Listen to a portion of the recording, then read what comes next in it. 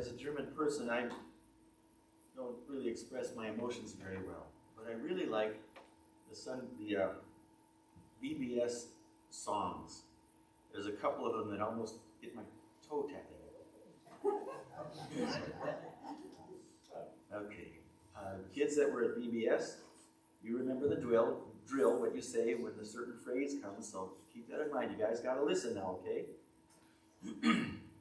Well, we've grown accustomed to hearing our Sunday morning lectures by our pastor. They're well thought out presentations that are insightful, accurate, inspiring, and meaningful. Today we're going to try something a little bit different. That's supposed to be the joke, okay? Sorry. Let me try a different one. I'm using Stephen's presentations as my pattern here. Meanwhile, at the zoo, a gorilla is reading. He's holding a Bible in one hand and a book on evolution in the other. The zookeeper comes by and he says, "What are you doing, gorilla?" The gorilla says, "I'm trying to decide if I'm my brother's keeper or my keeper's brother."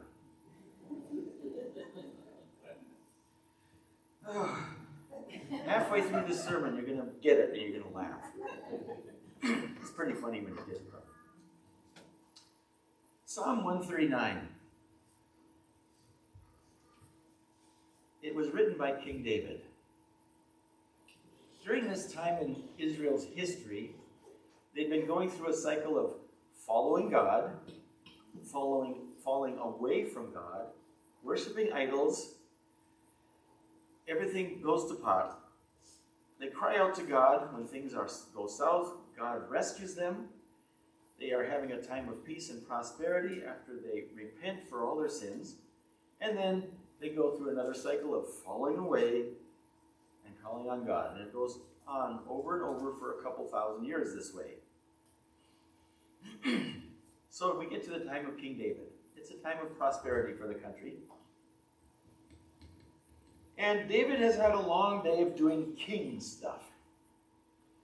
He gets breakfast, does some archery practice, listens to his advisors as they tell him their opinions and of what he should do about the Philistines on the western border.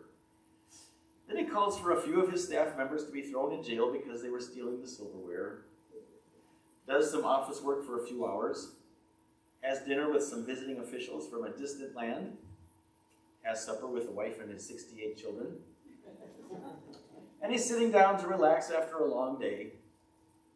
The dog brings him his paper. He calls for his Xbox and he plays a few rounds of a video game and he gets bored. So he calls for a cup of coffee, decaf, because it's close to bedtime.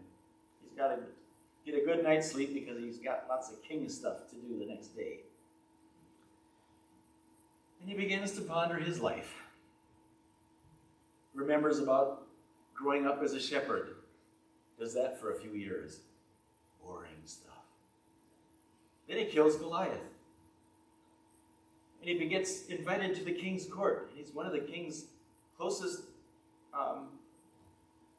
people, advisors even.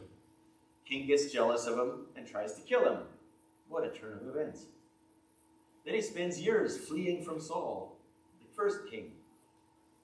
And finally, he becomes king. I don't know about you, but as I think many of us, as we're laying in bed at night, we review in our head all the really dumb things we've done in our life. I don't think David is any different. As he's sitting there in his chair thinking about things, he remembers the affair he had with Bathsheba and how he basically murdered her husband. And I have no doubt there were many mistakes that he thinks about, and things that just caused him great regret and sorrow. In fact, they're written about in the Bible, how all the problems with some of his sons and his family issues and so on. And he starts to write.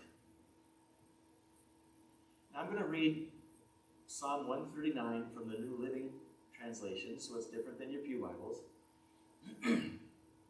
So just listen. He starts out, Psalm 139. For the choir director, a psalm of David. O Lord, you have examined my heart and know everything about me. Let's consider for a moment the heart. The heart is basically a muscle. It's the size of your fist. About this size, maybe. It's a very strong muscle. All day long. 70 beats per minute. It's pumping, pumping, pumping, pumping. Pumping the blood through your body. It never quits. It never stops. You don't have to even think about it. It's automatic. On and on and on and on. Even when you sleep, it pumps. Never rests. If it stops, you're dead. So it's kind of a good thing that we're not in charge of when our heart beats or whether it does or not. In David's time, the heart was much more. Well, today, if I make a little Valentine with my hand, what does that mean? Heart, yeah. I heard somebody say love. That's a Valentine right there. People think of it's the center. In modern days, we think of it as the center of our emotions. We can say, my heart burns with love for you. Or we can say, my heart burns with hatred for that guy that cut me off in traffic. But in David's time, it wasn't just the seat of the emotions. It was what I think we would describe it today as our soul. The heart was the very core of who we are. When David was saying, O Lord, you have examined my heart and know everything about me. The heart was our character, our personality, our temperament. It's our consciousness. It's everything about us. And David was saying,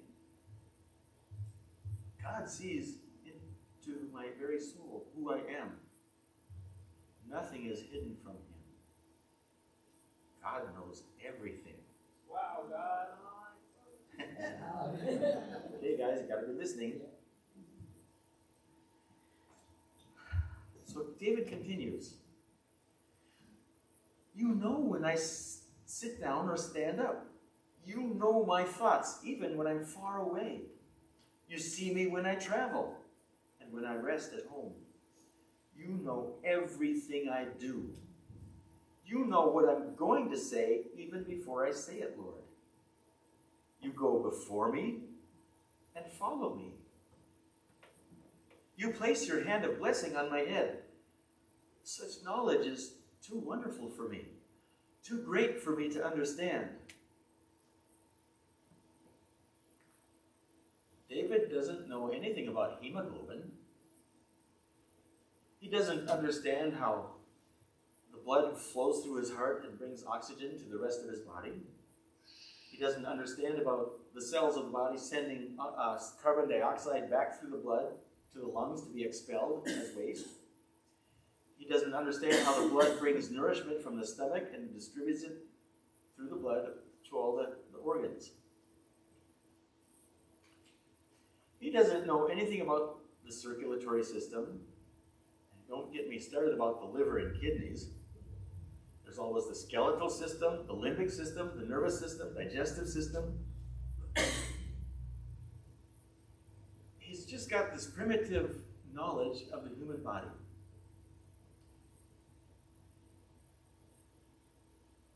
The reality of God's knowledge hits him like a ton of bricks.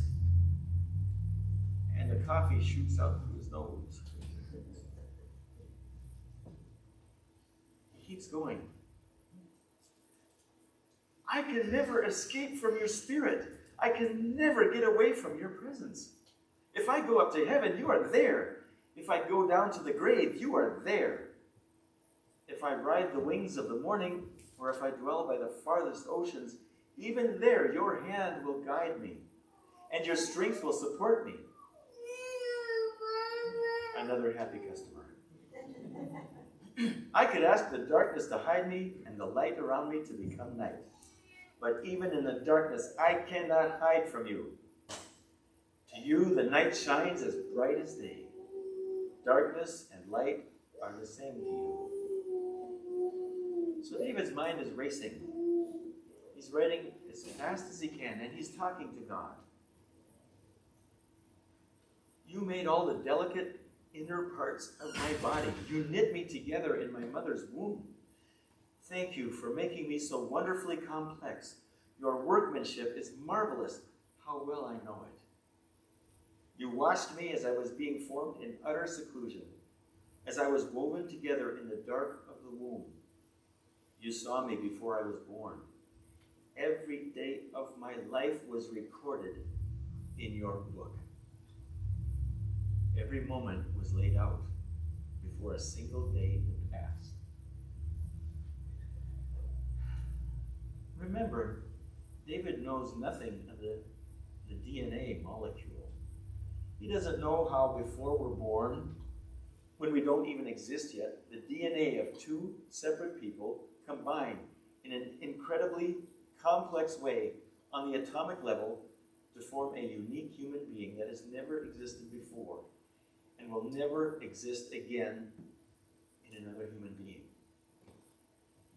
He doesn't know anything about chromosomes and molecules and protons and neutrons or ions in the universe. He doesn't know anything about any of that stuff because science wasn't yet invented. And kids, I won't charge you extra for this. Stay in school. Learn stuff. Learn as much stuff as you can. You need to know the big words.